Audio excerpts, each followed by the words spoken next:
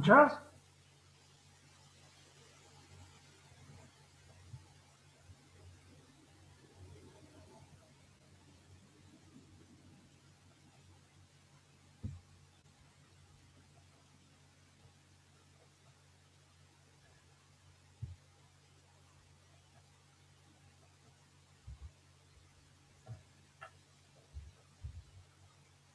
Vamos a esperar a las 8 a ver si se conecta alguien más. Voy a buscar a Gobierno.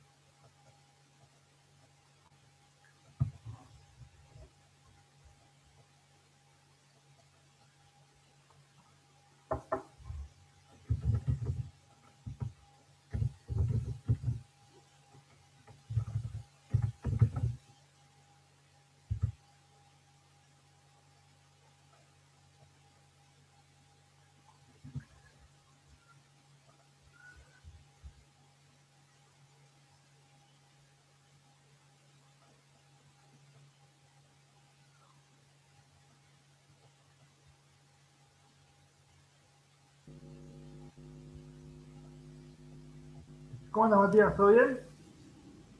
Bien, ¿usted? Bien, tratame de vos. Buah, todo bien, por suerte, Sebastián. Qué lindos cuadros eso. ¿Qué? Qué lindos cuadros. Lindos cuadros los que tenés atrás. Bueno, muchas gracias. Es un artista marplatense. Ah, mira, Amigo. está bonito, sí. Está Ya lindo, avisé sí. en el grupo de WhatsApp a ver si. Sí. ¿Cómo? Ahí, sí. Ahí avisé en el grupo de WhatsApp a ver si se conectan más. En el grupo avisé. Ahí, a ver. Tratar de presentar. Hay uno que está conectado que no sé quién es. Federico. Dice 3. Ahí está. Hola, ¿cómo andan? ¿Cómo estás? ¿Todo ¿Cómo bien? te va?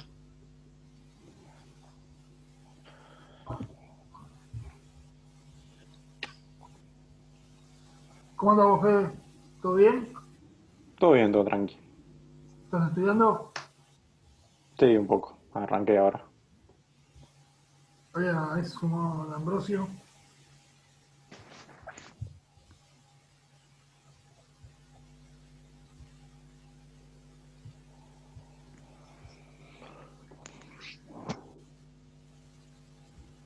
Ah, Hola, ¿cómo andás? bien,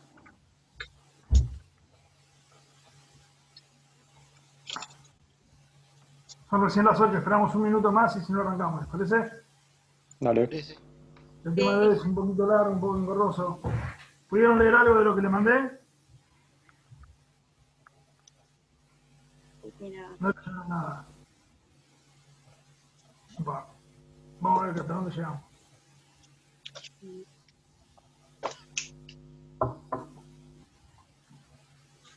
¿Qué falta? Mariano, ¿no?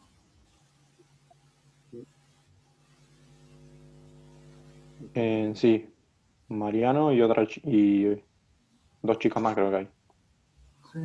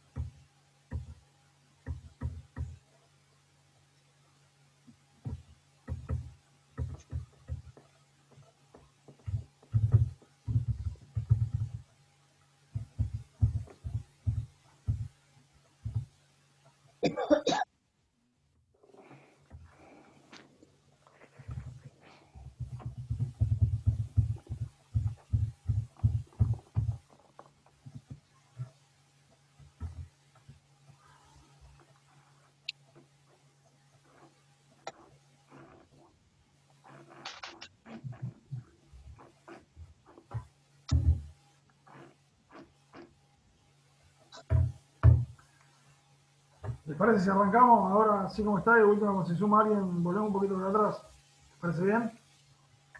Bueno, los bueno, Sí. artículos que vamos a ver hoy son el 140 y el 141 del Código Penal, del Código Procesal, del Código Penal. ¿Sí? Son delitos que tratan contra la libertad. De hecho, el capítulo 5 arranca diciendo delitos contra la libertad. ¿Sí? Cuando hablamos de libertad en términos de bien jurídico protegido, hablamos de libertad en un término muy absoluto, ¿sí? En un término muy que comprende varias cosas, por supuesto con las limitaciones propias que tiene la libertad con relación a los terceros, ¿no?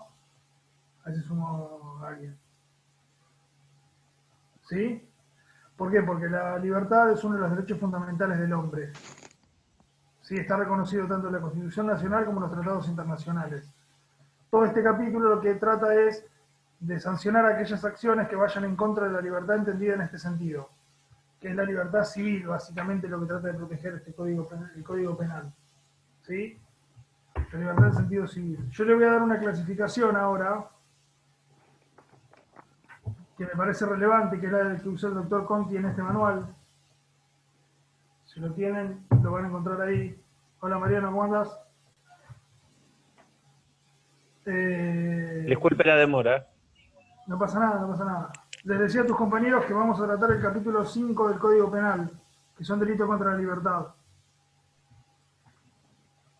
Las libertades podrían ser la libertad civil, que podría estar dicho que es la libertad física, la libertad psíquica y la libertad social. Y después tenemos la libertad del ser físico, según el doctor Conti, que ahí lo que se reprime son los delitos contra la libertad de los movimientos, que es uno de los delitos que vamos a ver hoy, los delitos vinculados a la libertad de traslado, que es otro de los delitos que vamos a ver hoy, el ser psíquico, que protege los delitos de amenaza, los delitos de coacciones, los delitos de violación de domicilio y los delitos de violación de los secretos. Y finalmente lo que sería la libertad del ser social, que son los delitos contra la libertad del trabajo y los delitos contra la libertad de reunión. ¿Sí?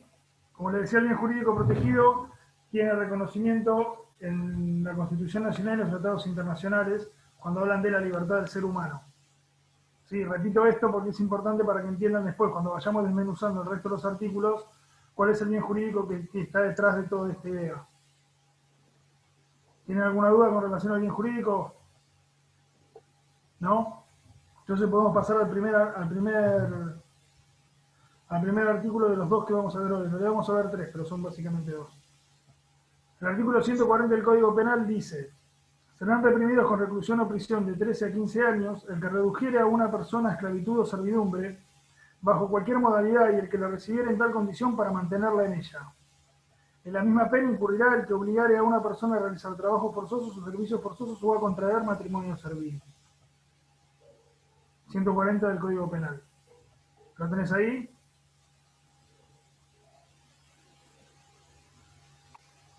Bueno, había una discusión antes de la redacción actual del artículo si servidumbre y esclavitud eran lo mismo, y había una discusión doctrinaria acerca de esto, una discusión doctrinaria que hoy por hoy está cerrada porque el legislador utiliza como sinónimos la palabra servidumbre o esclavitud. Por lo tanto, la reducción a servidumbre o esclavitud a los fines penales es básicamente la misma. ¿Sí? Antes había una discusión. Yo les recomiendo, más allá de leer el manual este que les mostré recién, en Pensamiento Penal hay un trabajo muy interesante con relación a esto que yo lo voy a usar de base para dar la clase también. Si ponen Pensamiento Penal, reducción a servidumbre, les va a salir enseguida. Ya les digo el autor de este trabajo. Denme un segundito, que lo tengo acá, que se los había preparado. Los autores son Marta Paz y Sebastián Lowry. Bueno, entramos a hablar directamente del 140. ¿Qué es lo que se castiga acá? Se castigan los delitos, se castigan aquellos delitos que atentan contra la libertad individual. Pero hay que entender a la libertad individual en relación a la normativa de la que estamos hablando, que es la reducción a servidumbre o esclavitud. ¿Sí? ¿Por qué? Porque se dice que la libertad es una de las cualidades esenciales de los seres humanos. Entonces, la reducción a la esclavitud o a la servidumbre atenta contra esa dignidad. ¿Me siguen? Sí, sí. ¿Sí?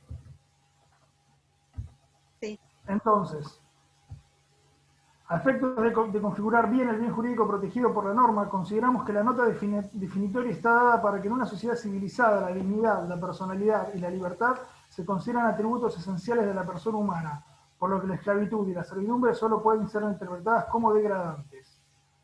Esto va a tener relación con algo que se discutió durante muchísimo tiempo, que es si el consentimiento de la víctima.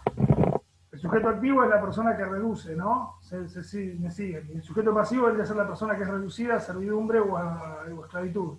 Entonces había toda una discusión acerca de si el consentimiento de la víctima, o sea, el sujeto pasivo, tornaba o no atípica la conducta.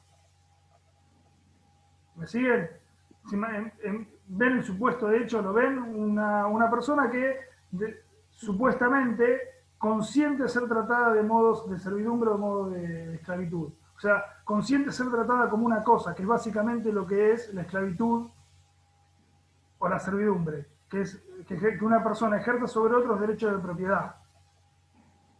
Sí, eso es la servidumbre y la esclavitud. Reducir a una persona, sacarle la dignidad, sacarle la libertad esencial que la constituye como persona y pasarla a tratar como una cosa, como si fuese un objeto. ¿Sí? Entonces se discutía si existía o no la posibilidad de que una persona consienta semejante aberración. Lo cierto es que la ley, esperen que les busco el número de la ley, que lo tengo acá en otra página.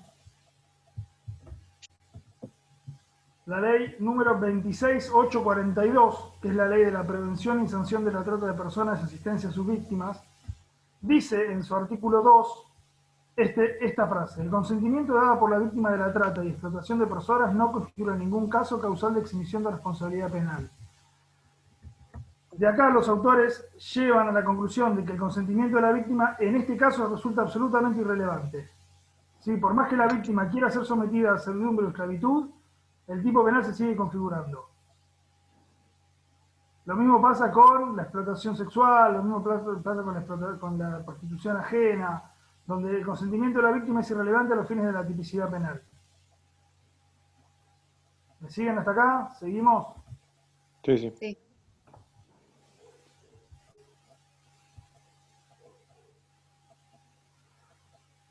Les voy a leer esto textual. Hay una norma que es la Convención Suplementaria sobre la Abolición de la Esclavitud, la Trata de Esclavos y las instituciones o prácticas análogas a la esclavitud, que define la esclavitud como el estado o condición de las personas sobre las que se ejercen todo o parte de los poderes atribuidos por el derecho de propiedad. Esclavo a toda persona en tal estado o condición. Sí, esto está en el paper este que yo les comenté que está en pensamiento penal, así que si lo quieren ir a buscar, lo van a ir a buscar ahí que lo van a encontrar mejor. ¿Sí? Seguimos más adelante. ¿Tiene alguna duda?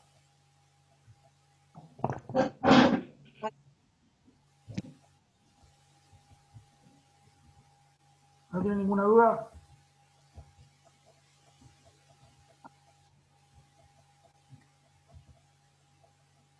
Por ahora, no. ¿No? Esa es una buena compañera. Tenés un nombre rarísimo puesto en el... Ah, ¿cómo hago para cambiarlo? No importa, decime, no me acuerdo tu nombre, decime el nombre y listo. Bueno, no importa, seguimos.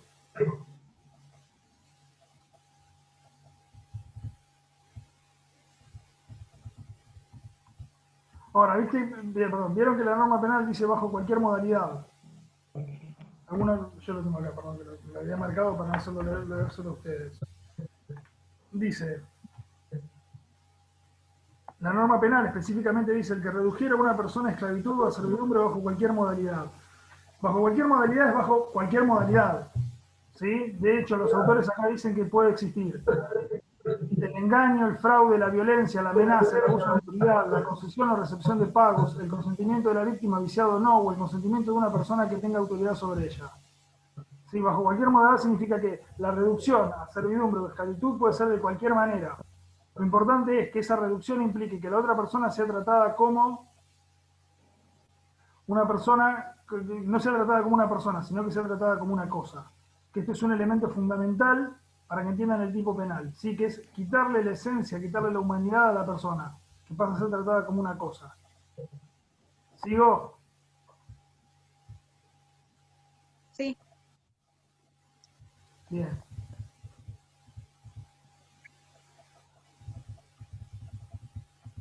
Como les decía hoy, la ley 26.842 puso fin al debate en torno a la posibilidad de ser sometido voluntariamente a la figura reprimida por el artículo 140 del Código Penal. Al sustituir el artículo 2, bueno, que es lo que yo le decía, que no constituirá ningún caso causal de exhibición de responsabilidad penal, civil o administrativa para los autores, partícipes, cooperadores o instigadores. Esto significa básicamente que el consentimiento de la víctima a los fines penales no nos interesa.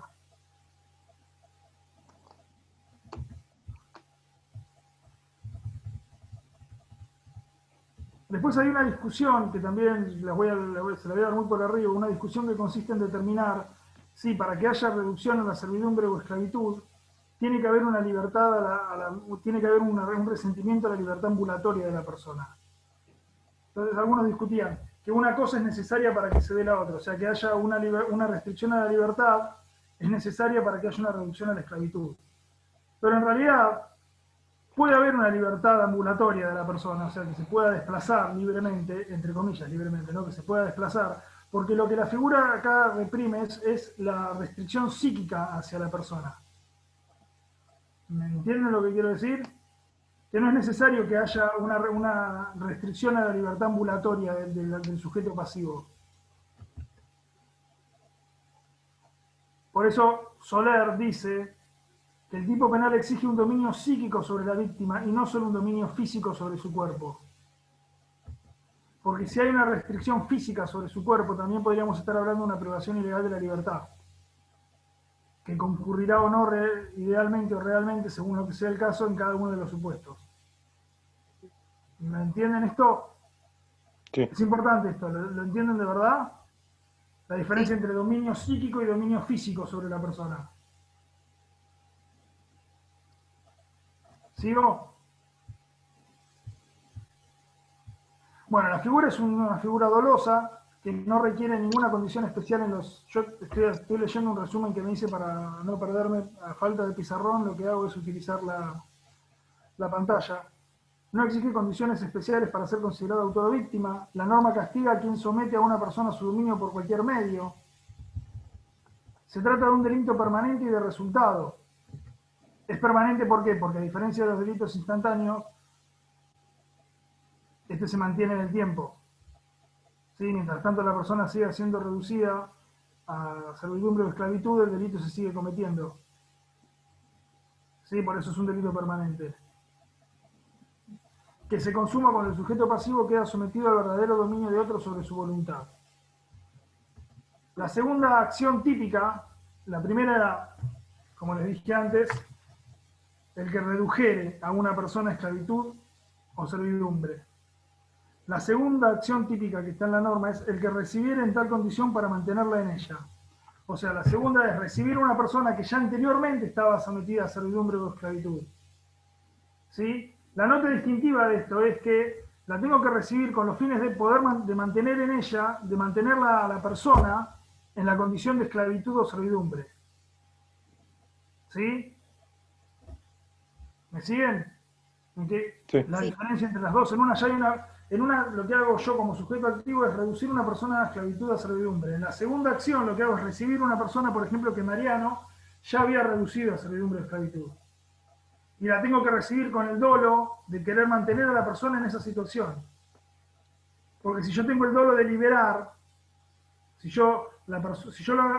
Federico está siendo sometido a esclavitud por parte de Mariano, y yo lo recibo a Federico para liberarlo, mi conducta es atípica. ¿Se entiende? Porque no la recibo para mantenerla en la condición en la cual la recibí. Inclusive los autores, y esto lo van a ver también en el escrito este de pensamiento penal, los autores dicen que inclusive se puede dar en el supuesto en el que yo lo haya pagado a Federico. Claro. ¿Sí? Aunque yo lo haya pagado a Federico, si yo lo pago para liberarlo, mi conducta va a pasar a ser atípica. ¿Sí?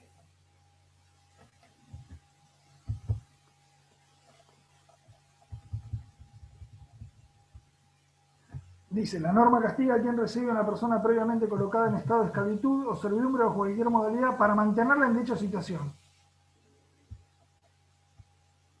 Y después dice lo que te acabo de decir ahora, que la conducta resultará típica dada la particularidad que presenta esta figura si el sujeto activo hubiera recibido a la víctima para liberarla. ¿Sí? ¿Está claro? ¿Entienden la diferencia entre reducir, recibir y recibir para liberar? ¿Sí? Perfecto, vamos bien, vamos bien.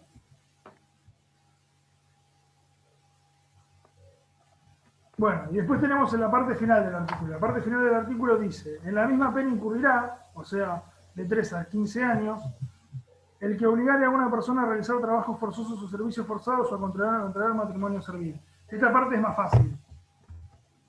El autor de este delito lo que tiene que hacer es obligar a una persona a realizar trabajos forzados o a mantener o a contraer matrimonio servil. Por el principio de taxatividad legal de materia penal, el matrimonio tiene que ser el matrimonio civil, más allá de ser un matrimonio servil, que sirve, ¿sí? Tiene que ser un matrimonio civil, no un concubinato, no una unión de hecho. ¿Sí? Tiene que ser un matrimonio perfecto en términos civiles. ¿Se entiende? Y ese matrimonio a la vez tiene que tener como intención, según lo que dicen los autores, de someter a esa persona a esclavitud o servidumbre. ¿Dudas? ¿No? O soy muy bueno dando clases o ustedes ya saben todo esto.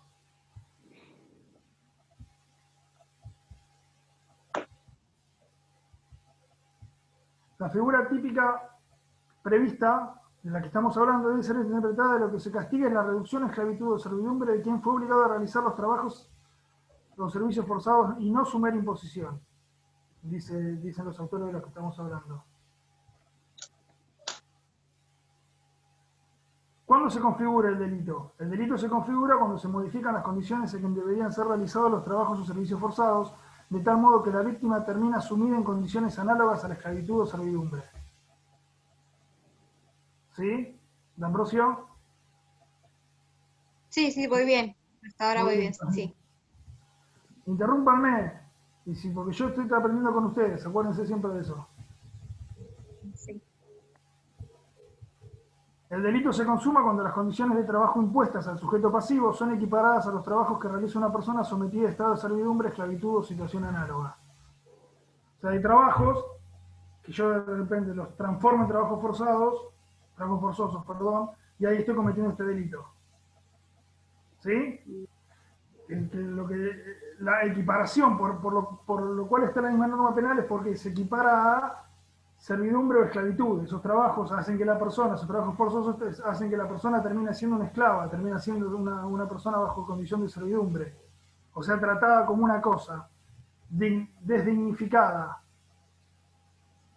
Así que se le haya quitado la esencia, lo esencial del ser humano.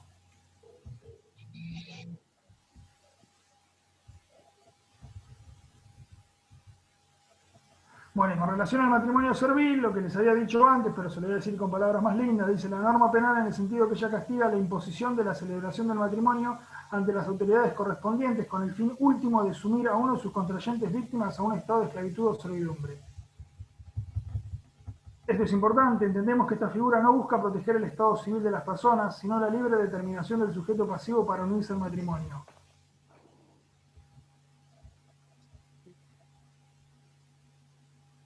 Para que se configure el delito, la víctima debe haber sido coaccionada o forzada a contraer matrimonios ante las autoridades correspondientes, con el fin último de sumirla en un estado de esclavitud o servidumbre. Lo que les decía al principio de la charla. Es una figura dolosa, no exige ninguna condición especial para ser considerada autor o víctima. Es decir, cualquier persona puede ser autor, puede ser sujeto activo como sujeto pasivo. Para que el delito se consume, la norma exige el sometimiento de la víctima a un estado de esclavitud o servidumbre luego de haber sido forzada a contraer matrimonio. De ahí que si el sometimiento de la relación servil se diera en el marco de cualquier tipo de unión de hecho que no presentase características similares al matrimonio, nos encontraríamos ante un supuesto de reducción a esclavitud o servidumbre bajo cualquier modalidad y no ante una conducta que podría ser encuadrada dentro de la figura que ahora comentamos. ¿Entienden esto? Esto es lo que yo les decía antes. Para que se dé la última parte del artículo 140, la persona tiene que ser casada en los términos del Código Civil. ¿Sí? Si no, se podrá dar una situación de reducción a servidumbre o reducción a esclavitud, pero no esta figura de ser sometida a matrimonio servil. ¿Sí? Seguimos más adelante.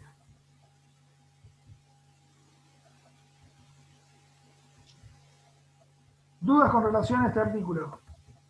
Si no tienen ninguna duda con relación a este artículo, paso al artículo que sigue.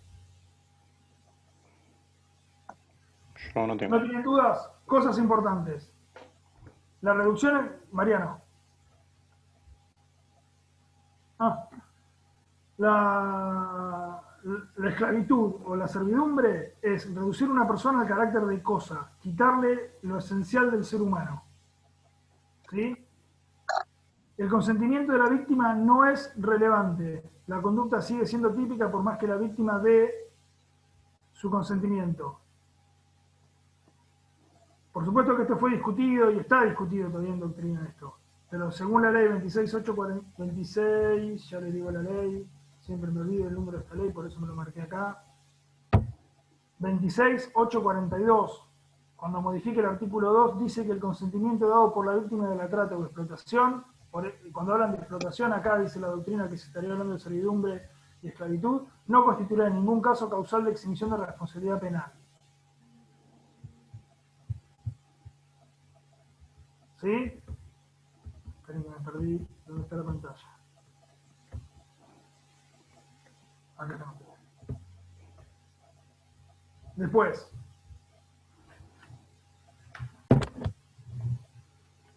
Recibir a la persona es el que la recibe, que ya tenía que estar en condiciones de esclavitud. ¿Sí? Es un delito que se consuma cuando la persona sea recibida. Y tiene que ser recibida con el fin de seguir siendo mantenida en las condiciones de esclavitud o servidumbre. Si es recibida con alguna otra intención, como por ejemplo liberarla, la conducta es atípica. Tengan en claro esto. ¿Sí? Bueno, y después lo que hablábamos recién de los trabajos forzosos o contraer matrimonio servil. que lo hablamos recién. Pasamos al artículo que sigue, ¿les parece? Dale. Bueno, Artículo 141 del Código Penal. Será reprimido con prisión de 6 meses a 3 años el que ilegítimamente privare a otro de su libertad personal. Acá el bien jurídico protegido es la libertad de movimiento, dice el doctor Néstor Conti. Concretamente lo que se protege es la libertad física de las personas en un sentido amplio, siendo este entendido como la libertad de movimiento corporal y de trasladarse de un lugar al otro. ¿Sí? Les leo de vuelta el tipo penal, así la tenemos más clara. El que ilegalmente privare a otro de su libertad personal, dice el Código Civil. El Código Penal. Código Civil. Tengo la cabeza quemada. Sujeto activo puede ser cualquier persona. Sujeto pasivo también. Lo que se discute en doctrina es quién puede ser, si pueden ser sujetos pasivos aquellas personas que no puedan decidir si quieren su voluntad locomotiva. ¿Se entiende lo que estoy preguntando? Entonces, dicen que se ha descartado a los niños de pocos meses, porque los niños de pocos meses no pueden expresar su voluntad de no querer ir a un lugar. ¿Sí? La voluntad por eso alguna doctrina la descarta. Y a las personas que se encuentran inconscientes, porque están inconscientes, parecería que no podrán manifestar voluntad contraria a la voluntad del sujeto activo de privar ilegítimamente la libertad. Lo que me parece importante es la palabra ilegítima. Acuérdense que el tipo penal dice que ilegítimamente privare a otro de su libertad. La palabra ilegítimamente es un elemento normativo del tipo. Un elemento normativo del tipo significa que la libertad tiene que ser, la privación de la libertad tiene que ser ilegítima. ¿Por qué? Porque hay privaciones de libertad que son legítimas. Por ejemplo, las que lleva adelante un policía, en ciertas condiciones y bajo ciertas características. ¿Sí? El que lleva adelante un particular en caso de un delito de flagrancia donde interviene rápidamente. Ahora, la cuestión, acá Matías hace una pregunta. Perdón, Matías, no había leído la pregunta. Pero cómo, dice, pero es como que se abolió la esclavitud y ahora se dice servidumbre, ¿no? No, volvemos, retrocedemos, apretamos rewind, perdón que la leí ahora recién la pregunta. La segunda pregunta no la entiendo, la que me estás haciendo, Matías, pero la pregunta es, antes se discutía, porque antes solamente estaba la palabra servidumbre. Entonces se discutía si la palabra servidumbre incluía o no la esclavitud. Ahora, como el legislador utiliza las dos como sinónimo, dice servidumbre o esclavitud, la discusión quedó zanjada. ¿Sí? ¿Te queda claro, Matías, eso? ¿Sí? Perdón, no lo había leído la pregunta. Voy a cerrar esto.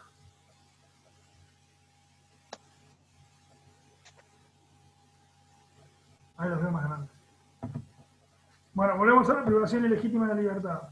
Volvemos. Ilegítimamente es un elemento normativo del tipo.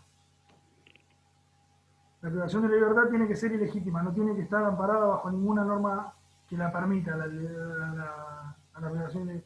Sujeto activo puede ser cualquier persona, menos los funcionarios públicos, porque si son funcionarios públicos van a quedar atrapados dentro de lo que sería el artículo 144 bis, 144 ter y 144 quater, que son figuras específicas para los funcionarios públicos. La ilegalidad exigida por la ley es un elemento normativo del tipo, dice el doctor Conti. Por lo tanto, para que se verifique el delito estudiado es necesario que el autor, el agente que ha limitado la libertad de otra persona, no tenga al momento del hecho derecho para hacerlo. Ahora, ¿qué pasa si la persona erra sobre el carácter ilegítimo de la privación de la libertad? O sea, cree que tiene derecho a actuar de la manera que hace, pero en realidad no lo tiene. ¿Qué tipo de error podríamos decir que está sucediendo?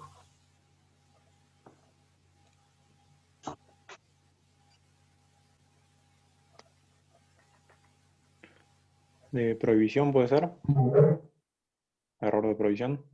No, porque estamos hablando de que es un elemento normativo de tipo.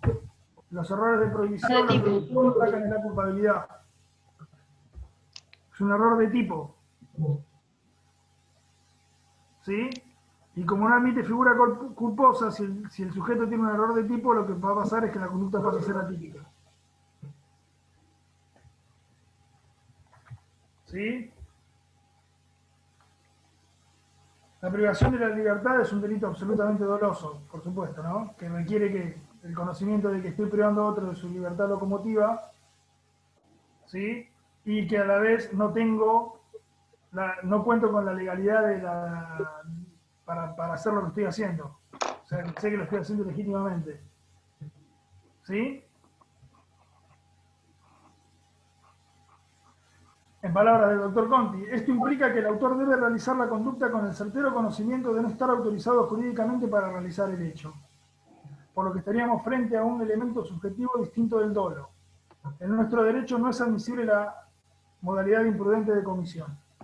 Esto con relación al error que hablábamos hoy. ¿Cuándo se consuma esto? Y acá voy a hacer una salvedad. El delito de la privación ilegal de la libertad es cuando una persona no puede moverse a su libre albedrío, sino puede hacer lo que tiene, porque hay otra persona que le está impidiendo lo que tenga que hacer. Esto se puede dar tanto por comisión, ¿sí? Agarrando a la persona y obligándola a quedarse en un lugar, como por agarrar a la persona y obligarla a desplazarse hacia otro lugar. ¿Entienden? ¿Entienden esto? O sea, Sí, sí. yo lo agarro a Matías y lo dejo adentro de una habitación y no lo dejo moverse. Y lo mantengo ahí. Pero también puede ser el supuesto que yo a Matías lo suba a un auto y lo traslade a un lugar donde Matías no quiere. Ahí también estaríamos hablando de una privación ilegítima de libertad. No es que tiene que ser un lugar estanco, sino es alterar la libertad de Matías. ¿Se entiende? La libertad de movimiento de Matías. No es dejarlo quieto en un lugar para que haya privación ilegítima de libertad. De hecho, Zaffaroni, cuando quiere explicar el principio de significancia, utiliza como ejemplo este delito, donde dice que es insignificante la privación ilegítima de libertad de una persona que al chofer le toca el timbre para bajar del colectivo y el chofer, en vez de frenar en la parada que él quiere, lo retiene durante 2 cuadras y lo lleva 2 cuadras más. En términos generales estaríamos hablando de una privación ilegítima de libertad. ¿No les parece? Porque no se está respetando la decisión de bajar en la esquina tal y tiene que bajar en la otra esquina. Zaffaroni dice que ese tiempo ese mínimo espacio temporal y no configura, no abre el ámbito como para imponer una sanción penal. Discutible. Discutible. Pero lo pone como ejemplo. Yo para mostrarles que no es solamente retener a una persona en un lugar determinado, sino también es trasladar a una persona a un lugar que esa persona no quiere ser trasladada. ¿Sí? ¿Dudas? ¿Dudas con relación a esto?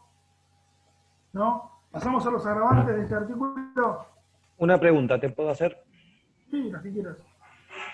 Con respecto al bien jurídico protegido, Sí, en este artículo dijiste que era la libertad de movimiento. sí. ¿Sí? Con respecto al artículo anterior, en el artículo anterior hablábamos sobre una restricción psíquica, habías dicho, ¿puede ser? Esa es la diferencia, vendría a ser. En el otro es una restricción psíquica, en esto es una libertad de movimiento corporal, En esta física. solamente la libertad de movimiento. En el Bien. otro se pueden dar las dos cosas a la vez.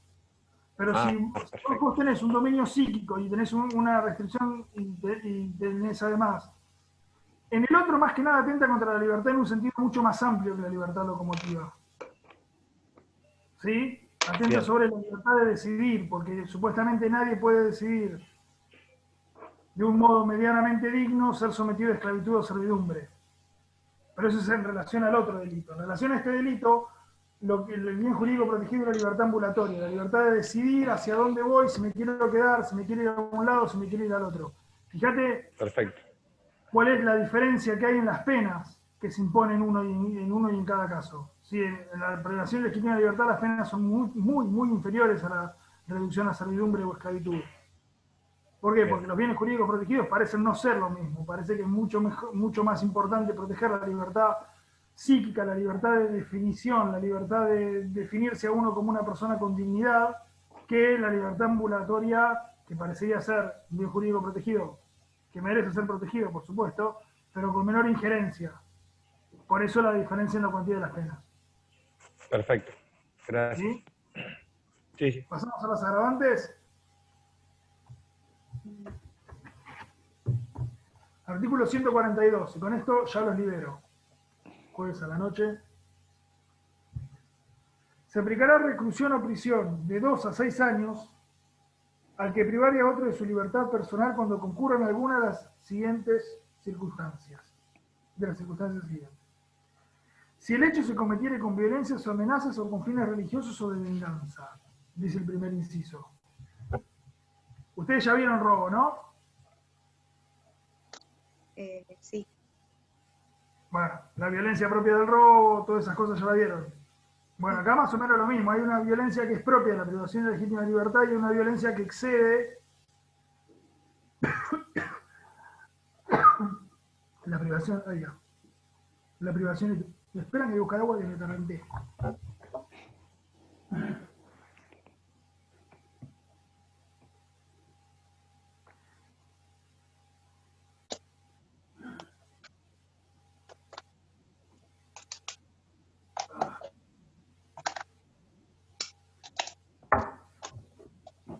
Disculpen, porque yo grito delante de la computadora.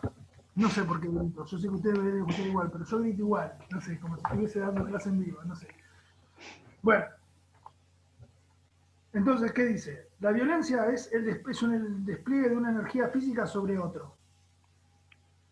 La violencia solamente absorbe aquellas lesiones necesariamente presupuestas por la misma. Cualquier otro tipo de lesión concurre materialmente con este delito. O sea, que puede haber privación ilegítima de libertad más lesiones graves. ¿Entienden esto?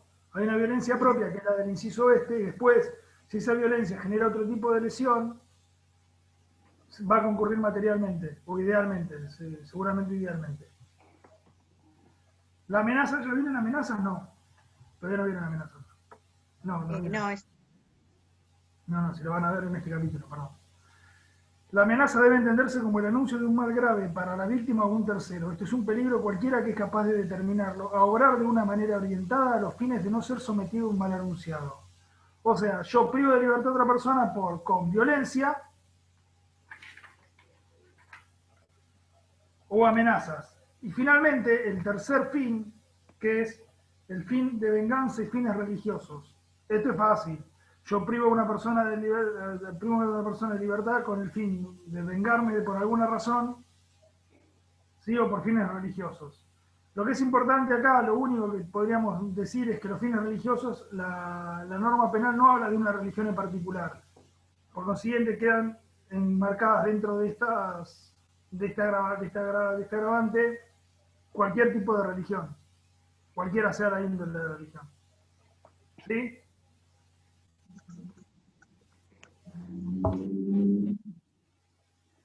Inciso segundo, agravamiento por el vínculo. El inciso segundo dice, si el hecho se cometiere en la persona de un ascendiente, de un hermano, del cónyuge o de otro individuo a quien se deba respeto particular. Es taxativo esto, ¿eh? Son estos y nada más que estos. O sea, no está la palabra descendiente, entonces descendiente no es un agravante. ¿Sí? Y una pregunta. No, sí, habla. Cuando dice de otro individuo a quien se deba respeto particular, ¿no puede entrar un hijo ahí, en ese supuesto? Podría entrar un hijo, pero no es. Pero vuelvo a esto. A ver. Es taxativo. ¿Qué quiero decir con esto? Que muchas veces cuando en el Código Penal ustedes leen ascendiente, descendiente, por ejemplo los agravantes del homicidio, parecería que siempre van uno y el otro de la mano. Acá solamente la norma habla ascendientes de un hermano del cónyuge, no del concubino, del cónyuge. Del cónyuge, perdón, casado legalmente y con todos los papeles. No el que está en unión convivencial. ¿Sí? En el 80 sí, ya están agregados la unión convivencial. ¿Ya vieron homicidios o no? Sí. Sí, también. Pero yo noté lo mismo, como que pareciera que es una norma, digamos, abierta, por decir de alguna manera. ¿Cuál esta? ¿O la del Sí, 80? pareciera. No, No, yo esta la tengo cerrada. Yo creo que es taxativo. Ah. Y con relación a esto que me preguntabas vos de respeto particular, yo lo había leído, ¿viste?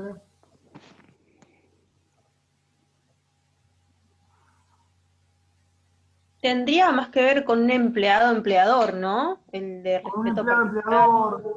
empleador. Tiene más que ver con eso, exactamente. Tiene más que ver con esa parte. Una subordinación. Una Pero subordinación que tiene que tener un respeto especial.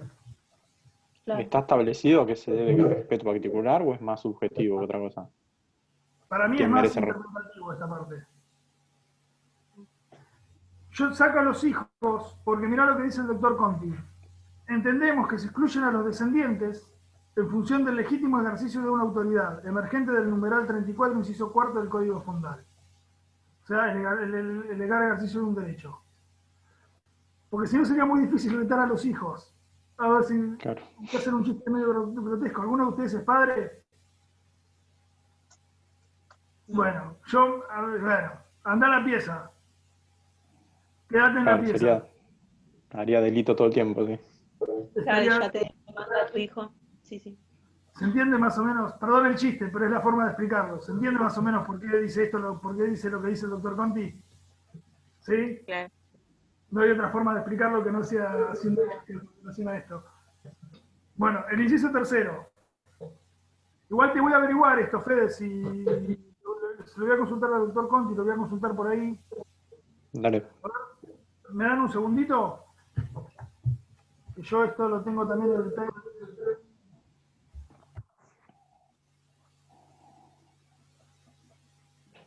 Bueno, no importa, después lo busco, así no perdemos tiempo.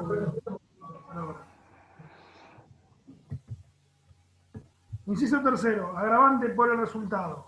Y esto sí tiene algo para decir que sí es importante.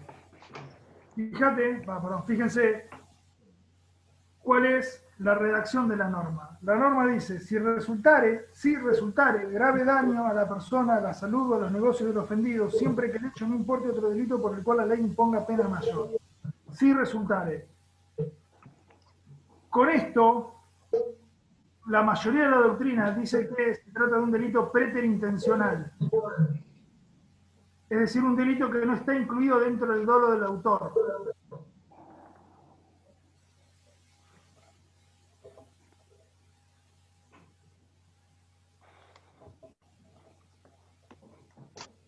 Con motivo de ello, con motivo de lo que acabo de decir, se excluye la producción dolosa de lesiones graves o gravísimas, ya que la figura hace referencia a la producción de lesiones preterintencionales que resulten de la privación de la libertad no abarcadas ni directa ni indirectamente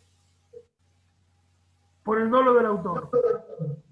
Un ejemplo que pone el doctor Conti, que me parece que grafica esto, es la enfermedad contraída por el lugar en que se dejó a la persona. Es decir, yo privo a la persona de la libertad y lo dejo en un lugar lleno de humedad y la persona se enferma, mi intención no era que la persona se enferme. ¿Se entiende? Pero resultó enferma, terminó enfermándose por el lugar en el que yo la puse.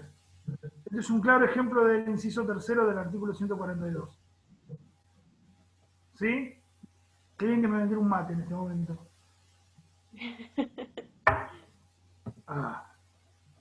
Tome, profe. No estaría mal. Agravante por simulación de autoridad, inciso cuarto. Se trata del supuesto en que alguien lleve a cabo la conducta descrita. Si el hecho se cometiere simulando autoridad pública u orden de autoridad pública. Fácil. Si yo privo a otro legítimamente de la libertad, fingiendo ser una autoridad pública o tener una orden de autoridad pública. No requiere mayor explicación que esa porque básicamente se trata de eso. ¿Sí?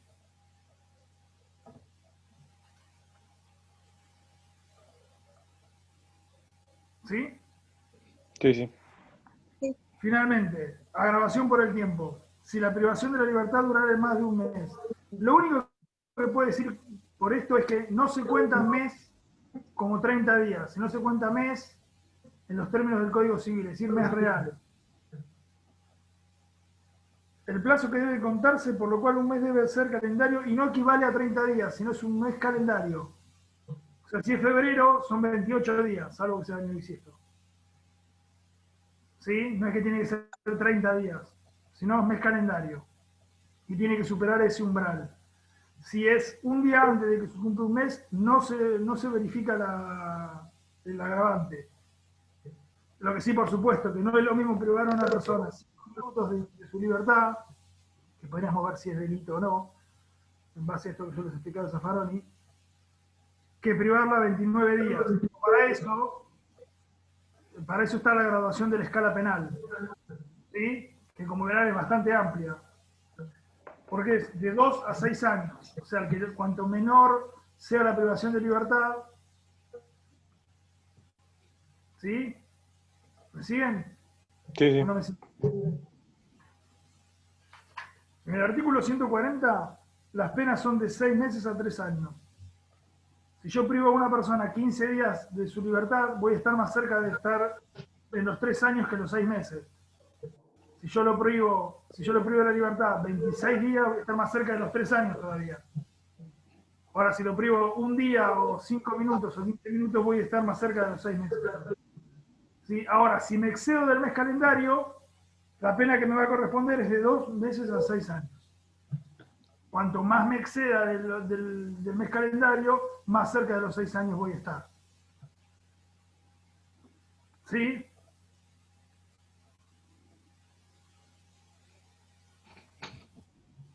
Dudas con relación a esto, porque después viene el secuestro coactivo que lo vamos a ver, no sé si conmigo o con Fede, pero en las próximas clases. Dudas con relación a todo lo que vimos hoy. Mientras que ustedes piensan las dudas, yo me voy a buscar un vaso con agua.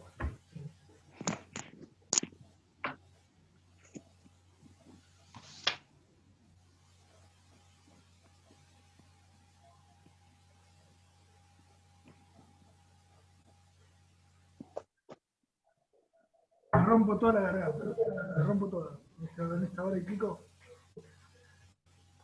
Bueno, no tienen dudas. Privación ilegítima de la libertad. Hacemos un repaso rápido.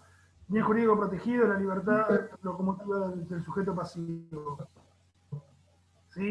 Importante la palabra ilegítima, porque es un elemento normativo del tipo, que en caso de haber error, va a ser una conducta, la va a transformar en una conducta atípica. ¿Sí?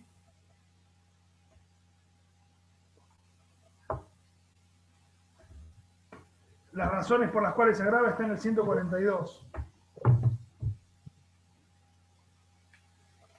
que son básicamente 5. Por supuesto que es un delito doloso que admite la tentativa. El tema es cómo probamos la tentativa de privación ilegítima de libertad y que no se nos confunda con algún otro delito. Ya, pero dogmáticamente y hablando exclusivamente de la parte dogmática del delito, admite la tentativa.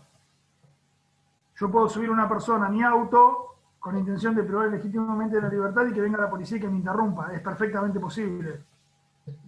¿Sí? Después habría que ver si yo lo subí al auto para robarle nada más o para privar legítimamente la libertad. Bueno, sería una cuestión de prueba, pero dogmáticamente es perfectamente admisible la tentativa. ¿Sí?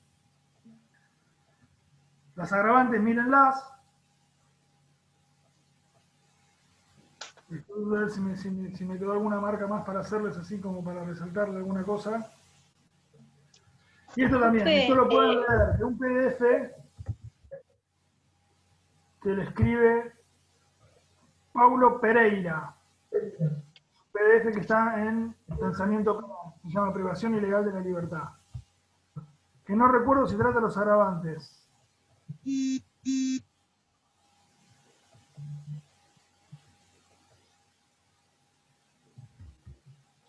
No tratamos Profe. agravantes. Solamente lo tratamos acá, cualquier cosa, si tienen alguna duda con relación a los agravantes, yo les paso después el texto este que yo estoy usando del doctor Néstor Conti. ¿Alguno de ustedes ya se compró el manual o lo van a comprar o tienen idea de comprarlo? ¿Saben cuánto sale? ¿Tienen idea de eso? Sí, Sí, ¿cuánto sale? Yo no tengo ni idea.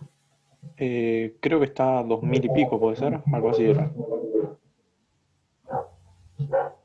No me acuerdo bien, Desconozco. Ahí, tiene 2300. todo, ahí en ese manual tiene todo el material necesario. Porque es el que estamos usando. Ah, vos ya lo tenés. Ah, buenísimo. Bueno, ahí Matías lo tiene, o sea que si alguno no lo tiene, Matías ya lo tiene para el agravante, para tratar los agravantes de última se lo piden a Matías. Matías, vos lo estás leyendo el código, ¿qué te parece? ¿Que es accesible?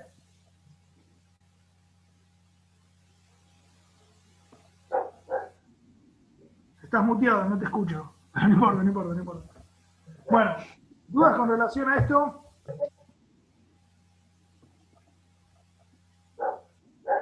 Yo ¿No? quería preguntar, igual me parece que cuando se llevan a una persona, porque dicen que que tiene una enfermedad mental, o sea, psiquiátrica o algo así, es legítimo, ¿no? ¿Lo lleva a quién? Los médicos, no Sí, sé. sí, sí, sí, porque ahí ahí la privación de la libertad no es ilegítima, es legítima. Por más de que en realidad capaz esté bien todo, pero igual es legítima. Y lo que pasa es que ellos están actuando en la creencia de que actúan legítimamente. Ah, ok. Si actúan en la creencia que actúan legítimamente, a lo sumo tendrás un error de tipo. Ujú. ¿Seguir la respuesta? Sí, sí, sí. ¿Alguna otra duda? Fede, nada. Mariano tampoco. No, por mi parte no. De Ambrosio tampoco. Bueno, entonces dejamos No, por el acá. momento no. ¿Cómo? Bueno, cualquier cosa Por yo el contesto. momento no, todavía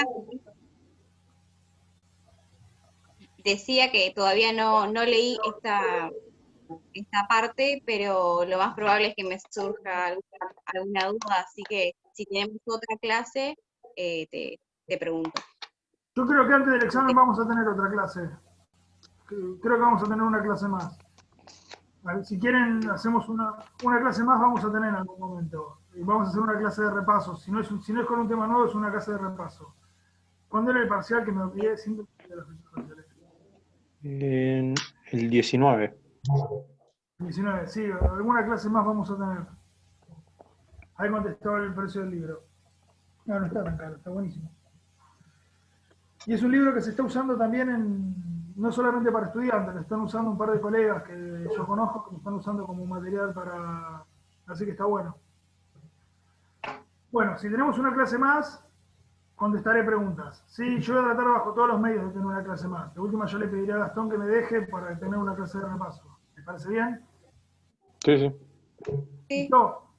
Gente, muchas gracias por estar ahí. Nos estamos viendo próximamente. Nos mantenemos en contacto por Facebook. ¿Dale?